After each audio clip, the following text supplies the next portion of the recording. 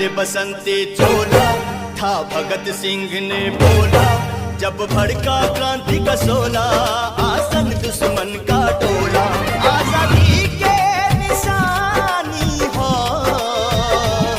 वीरता के कहानी हो,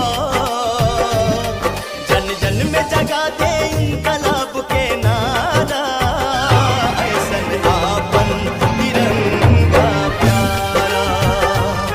जन जन में जगा दे इनकलाब के नारा, ऐसन आपन तिरंगा प्यारा।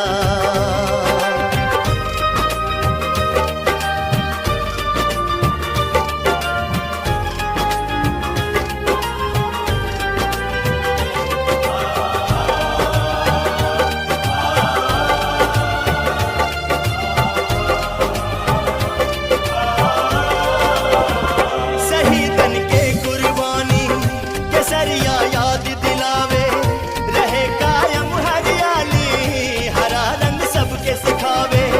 सादगी छूट न जाए, श्वेत संदेश देला, रुके ई कदम कबो ना, चक्र उपदेश देला। रुके ई कदम कबो ना, चक्र उपदेश देला।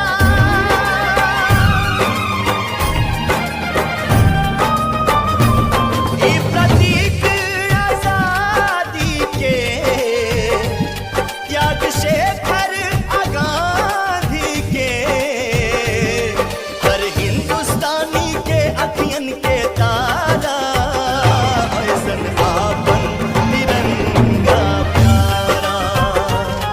जन जन में जगा दे इनकलाब के नारा, ऐसन आपन तिरंगा प्यारा।